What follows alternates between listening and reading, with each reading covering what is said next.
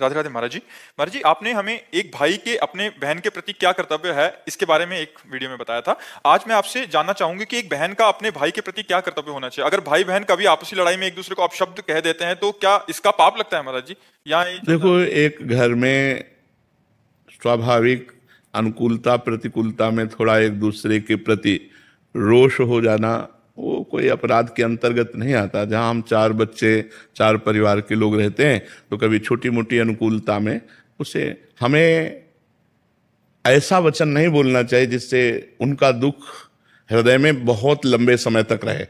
ऐसे वचन नहीं बोलने चाहिए कि हमारे वचन का दुख वो जब याद करें तब हृदय में, किसी के प्रति भी ऐसा नहीं बोलना चाहिए, क्योंकि सबके हृदय में परमात्मा विराजमान है। हमको भाई क्या, अच्छा एक भाई तुम्हारे घर का है और बहुत से भाई पूरे भारत में हैं, ये सब हमारे भाई ही तो है ना। हमको भाई के प्रति भाव रखना है। जो हमारे समान है वो भाई के, और जो हमसे बड़े हैं वो पिता के समान, जो हमारे छोटे हैं वो पुत्रवत। हमको किसी का भी दिल नहीं दुखाना, क्योंकि सबके दिल में भगवान विराजमान रहे। समाज जो हमें मिली है उसमें हमारा बहुत रोल है। हम किसी की पत्नी हैं, हम किसी की बहन हैं, हम किसी की माँ हैं, हम किसी की बेटी हैं, तो हमको ये सब रोल निभाने हैं।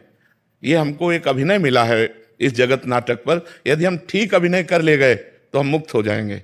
अगर अभिनय में चूक हो गई तो बार बार जन्म, बार बार मरण, ये दंड मिलेगा। तो पहले तो हम खूब नाम जप करें, और एक भाई के प्रति नहीं, हम संपूर्ण भारतवासियों के प्रति, विश्व के प्रति भाईचारे का ही व्यवहार रखें। सबको हम अपने भ्रातृ तुल्य ही देखें और मृदु वचन बोलें। और कभी अगर हमसे कठोर वचन हो जाता है तो जब हमारा गुस्सा शांत हो तो हमें क्षमा मांग लेनी चाहिए। हमको सब में भगवान देखने हैं। हाँ, हमें सेवा दी है कि हम अगर आप गलत चलते हैं तो हम आपको डांटें, लेकिन डांटने के बाद फिर आपसे हमें विनय करनी पड़ेगी। ये हमारी वैष्णव पद्धति है कि अगर हम किसी को कुछ बोलते हैं तो इसके साथ हमारी विनम्रता, हमारी क्षमा याचना की भावना उसके सामने प्रस्तुत होने, चाहे छोटा बच्चा ही क्यों ना हो।